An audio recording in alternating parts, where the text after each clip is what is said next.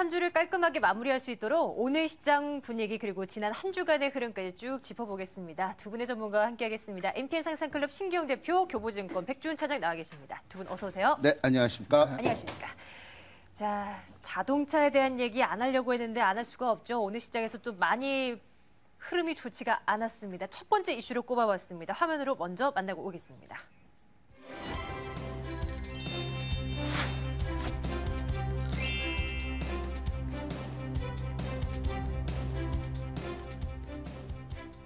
이 시간을 통해서 자동차 정말 많이 말씀드렸습니다. 불과 어제도 점검을 해드렸죠. 안 좋다. 앞으로 더 안 좋아질 가능성 있다라고 말씀을 드렸었는데 그 가능성이 현실로 자꾸 돼버리니까 더 걱정이 커지는 것 같습니다. 오늘도 많은 악재들이 나왔습니다. 왜 이렇게 악재는 한꺼번에 찾아오는지 모르겠어요. 자, 일단은 증권사 자동차 담당 애널리스트 연결해서요. 어떻게 된 일인지 좀 자세히 들여다보도록 하겠습니다. 교보증권 김동아 책임연구원 연결해서 먼저 들어보겠습니다. 연구원님 안녕하십니까? 예, 안녕하세요. 예, 오늘 굉장히 바쁘셨죠? 그 현대차가 장중에 6% 이상 막 밀리는데 예. 너무나 깜짝 놀랐습니다. 일단 어떻게 된 일인지 그 악재부터 하나하나 좀 점검해 주시겠습니까? 예, 일단 뭐 크게 두 가지 정도로 보고 있고요. 일단 첫 번째 오늘 같은 경우는 좀 통상임금 관련 소송 이슈가 좀 부각됐습니다. 금일 주요 일간지 등에서 이제 통상임금 관련 소송 문제로 언급했었고요. 그리고 한국GM에서 이제 장기 미지급 비용 부채를 2012년 결산할 때 좀 그 부채를 설정했다 이런 것도 악재로 좀 작용했습니다. 따라서 이제 현대차 같은 경우도 좀 시간은 걸리겠지만 향후 만약 패소한다면 추가 인건비 부담 및 3년치 급여 소급분 부담 우려가 좀 있었고요. 전반적으로 최근에는 또 이제 글로벌 자동차 경기가 좀 둔화세 보이고 있고 국내 공장 생산 여건도 좀 불확실성이 있어서 좀 이 규실적 우려감도 있는 것이 아닌가 이렇게 좀 보고 있습니다.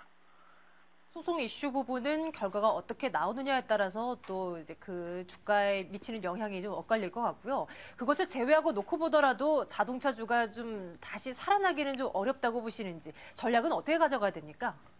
일단 제가 볼 때는 2분기에 성수기 계절적 성수기고요. 두 번째 최근 환율 여건을 봤을 때 2분기는 1분기보다 확실히 좀 좋습니다. 그리고 이제 이런 거 봤을 때 2분기부터 영업이익 증가율이 반등하면서 실적 모멘텀도 회복할 거로 보여지고 있거든요. 전반적으로 실적 자체는 분명히 이번 1분기를 하단으로 해서 개선세를 보일 것으로 보이고 있습니다. 따라서 물론 이제 그 오늘같이 이제 여러 가지 이슈가 있지만 그런 것들 아직은 좀 불확실한 거고요. 좀 그런 거 볼 때 현 시점에서 추격 매도보다는 분할 매수로 접근하는 게 맞다고 보고 있고요. 현재 밸류에이션도 PBR 1배 이하이기 때문에 충분히 하방 경이성은 천천히 나타날 거로 보이고 있습니다. 악재는 다 나왔고 가격 충분히 조정받았고 이제 성수기로 진입하는 구간이고 분할 매수의 기회로 삼자. 예, 기억해 두겠습니다. 교보증권 김동아 책임연구원과 함께했습니다. 잘 들었습니다. 예, 감사합니다. 예, 고맙습니다. 오늘 나와 계시는 두 분의 전문가와도 자동차에 대한 부분 계속 말씀 나눠보겠습니다.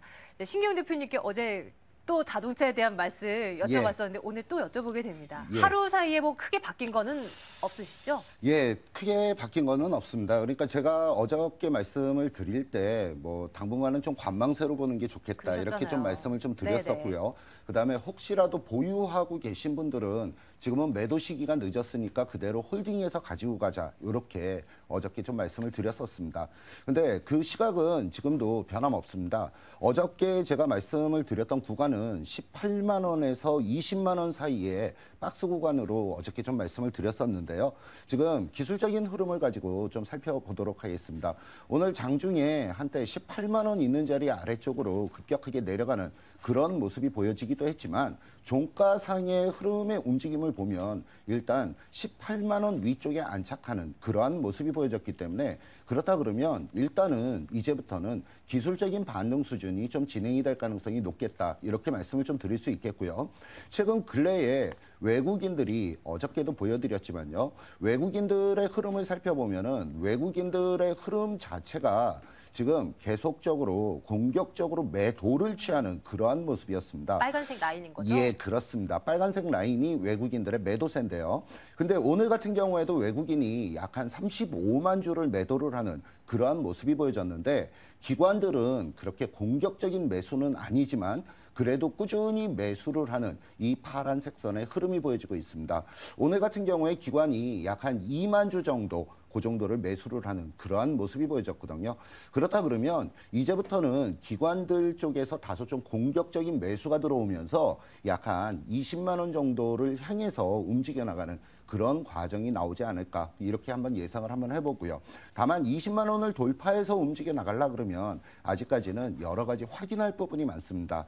요새 뭐 여러 가지 악재 요소가 너무나 많이 나오고 있는 그러한 상황이기 때문에 그 악재가 풀려나가려 그러면 시간이 좀 많이 걸릴 수밖에 없거든요. 뭐 실적적인 부분이나 아니면은 뭐 오늘 얘기가 나왔던 소송 관련된 부분이나 아니면은 뭐 그 리콜 사태 같은 부분들 이런 부분들이 여러 가지가 풀려나가야 되기 때문에 지금부터 반등이 나온다 그러면 일단은 기술적인 반등 수준으로만 좀 이해를 하시면서 좀 접근을 해나가시면 좋겠고요. 그다음에 뭐 현대차를 사고 싶으신 분들은요. 일단은 약간은 발은 조금 담그셔도 이제는 괜찮을 것 같습니다. 다만 공격적인 매수는 지금은 할 시기는 아닌 걸로 판단이 되기 때문에 그 점은 좀 참고하셨으면 좋겠습니다. 예, 자동차에 대한 전략 충분히 들으셨으리라 생각이 됩니다.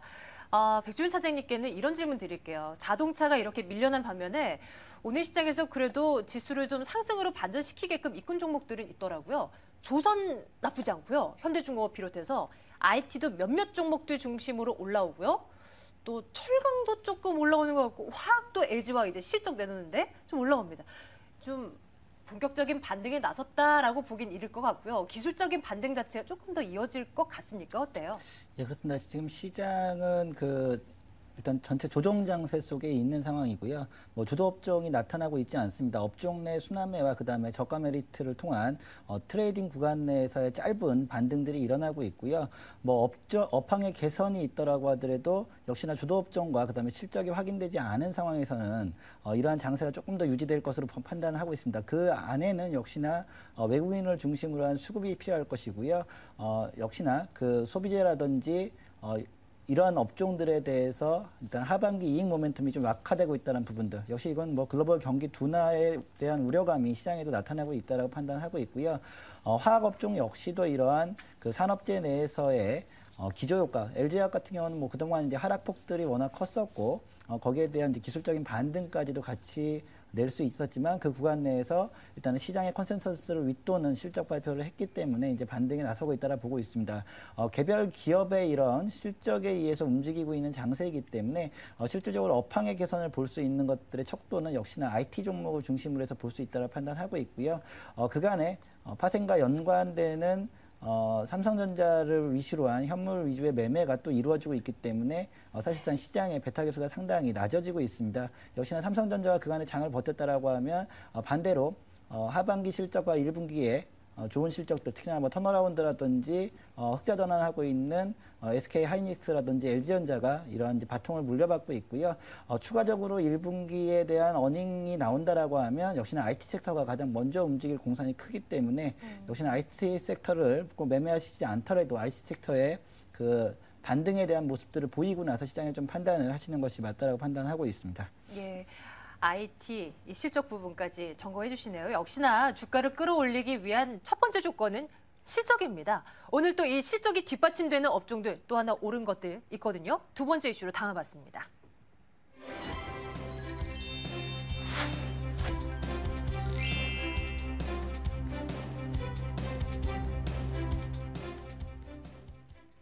어닝 서프라이즈를 기록한 종목들은 마구마구 올라섭니다. 그 가운데 하나가 또 금융주 안에 들어가 있더라고요. 동부증권입니다. 동부증권이 실적을 내놨는데요. 살펴보니까 1년 전보다 영업이익이 845% 증가했다는 결과가 나왔습니다. 주가 한번 보시죠. 동부증권의 주가 흐름 굉장히 탄력적으로 진행이 됐습니다. 8% 이상. 뛰어 올랐습니다. 자, 이거 어떻게 볼까요? 이제 은행, 증권, 보험 이쪽으로 관심을 가져볼 만한 시기일까요? 신경 대표님, 그런 시기일까요? 결론부터 말씀을 좀 드리면은요. 예. 아직은 조금 이른 거 아닌가 이렇게 좀 생각을 합니다. 오늘 뭐 동부증권 같은 경우에는 실적 발표가 아주 굉장히 좀 좋게 나왔었습니다. 뭐 작년에 비해서 846% 실적 뭐 상향하는 그런 부분, 영업이익이 그렇게 증가하는 모습이 나타났는데요. 근데 실질적으로 구체적으로 살펴보면 파생 상품 수익에서 수익을 많이 발생을 시켰더라고요. 그래서 그런 점을 봤을 때 약간의 단발성적인 측면이 아닌가 싶은 그런 부분이 네네. 좀 있습니다. 그래서 동부증권이 오늘 장중에 굉장히 강하게 움직였는데 먼저 동부증권 차트를 한번 좀 보시면 좋겠는데요. 좀 뭔가 아쉬운 감이 좀 있습니다. 아쉬운 감이 있다라고 말씀을 드리는 부분이 뭐냐면 기왕이면 양봉으로 멋지게 좀 뽑아 올리는 그런 모습이 보여줬으면 윗꼬리만 잔뜩 좋겠는데 달아놨네요. 예, 윗꼬리 많이 잡아놓고 그다음에 음봉으로 마무리를 짓는 그런 모습이 좀 별로였고요. 그다음에 두 번째로 아무래도 증권주 쪽에 있어서 대장이라고 말씀을 드릴 수 있는 부분은 삼성증권인데 지금 삼성증권 차트를 보면은 오늘 삼성증권이 약간의 반등은 나왔습니다. 하지만 거래량이 감소하는 그러한 모습이 보여졌고요. 반등의 폭도 굉장히 좀 미약한 부분이 좀 있지 않았나 이렇게 좀 보고 있습니다.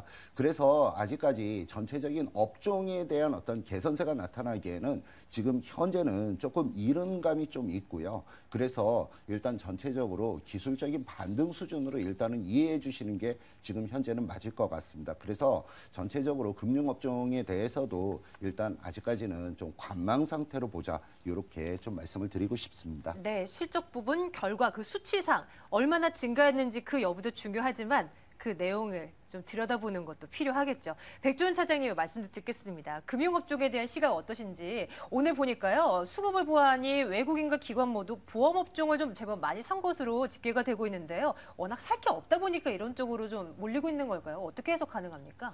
일단 보험업종 같은 경우에도 사실상 지금까지 실적 측면에서 보면 메리트가 크게 없다라고 판단하고 있습니다. 그 이유는 역시나 계속해서 저금리 기조 안에서 대손상각에 대한 부분들이 보험업종을 누르고 있고요. 결국은 일정 수익률 이상을 보장하는 상품들에 대해서는 오히려 저금리에 따른 운용에 대한 역마진이 나오고 있다라고 판단을 하고 있습니다. 하지만 이런 저금리 기조는 앞으로도 계속해서 유지를 해 나갈 것이기 때문에 기존 계약권에 대한 이런 리스크들이 여지까지는 상존을 하고 있습니다. 하지만 역시나 금융업종 중에서 특히나 보험업종들은 경기에 둔감한 이런 업종이기 때문에 기저효과가 있을 것으로 판단을 하고 있지만 전체적인 이런 성장 모멘텀은 역시나 경기 둔화에 대한 우려감을 해소하고 나서 경기 상승 목선 내에서의 이제 금융자산이 늘어난다라고 하면 포트폴리오라든지 그다음에 절세 차원에서 보험업종이 신계약이 늘어날 것으로 판단을 하고 있는데요. 그런 측면에서 본다라고 하면 오히려 뭐 이런 실질 그 경기와 민감한 업종들을 사시는 게 맞다라고 판단하고 있기 때문에 포트폴리오에서는 일단 1순위 업종은 아니다라고 판단을 하고 있습니다. 그런 측면이고 역시나 뭐 증권업종도 같이 연동해서 말씀을 드리면 전체적인 지금 거래 대금들이 상당히 그 평균 거래량 거래 대금을 하회하고 있습니다. 뭐 계속해서 연동해서 말씀드리면 그만큼 시장의 에너지가 많이 부족한 상태이고 시장의 중심이라든지 그 다음에 주도 업종이 나타나고 있지 않기 때문에 거래량과 거래 대금이 늘고 있지 않습니다. 이러한 측면들은 역시나 증권사들에 대한 위탁 수수료에 대한 감소로 이어지고 있고요. 이런 측면이 사실은 전체적으로 시장에서 거래대금의 상승과 거래량이 늘지 않는다라고 하면 사실상 위탁 판매 비중이 큰 증권사들은 오히려 실적에 대한 모멘텀들이 약해질 수밖에 없고요. 특히나 다시 한번 그 프라임 IB라든지 이런 홀세일 쪽에서 그 금융지주사로 전환을 하고 있거나 금융지주사 밑에 있는 증권사들 역시도 수익원들이 다변화는 되고 있지만 전체적인 시장 내에서 아직까지 증권사 업종들이 이런 브로커리지 수수료에 많이 의존을 하고 있기 때문에요.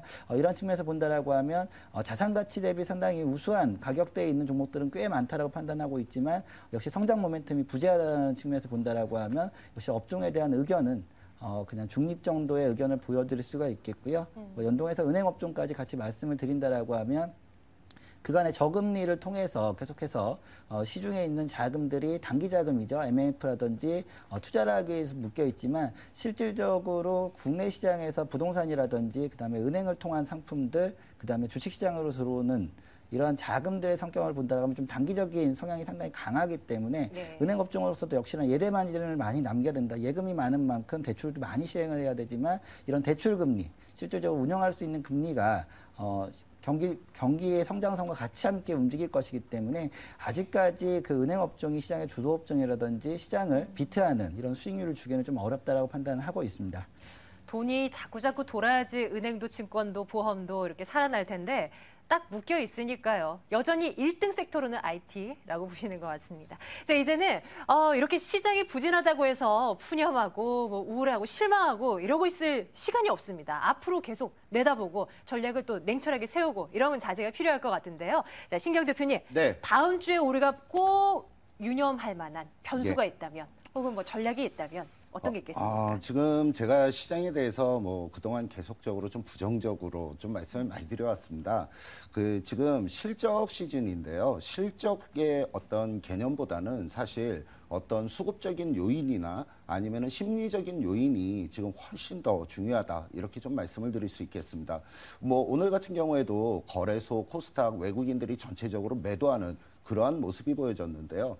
그래서 그러한 흐름들을 봤을 때 수급이 언제 개선이 되느냐가 지금 제일 중요한 부분이 되겠거든요. 근데 다음 주에 제일 중요하게 봐줘야 될 부분을 제가 한 가지만 말씀을 좀 드리겠습니다. 그게 뭐냐면 삼성전자의 주가를 계속적으로 잘 좀 한번 보셨으면 좋겠습니다. 네. 저는 삼성전자를 150만 원이 있는 자리를 굉장히 좀 중요하게 여기고 있거든요.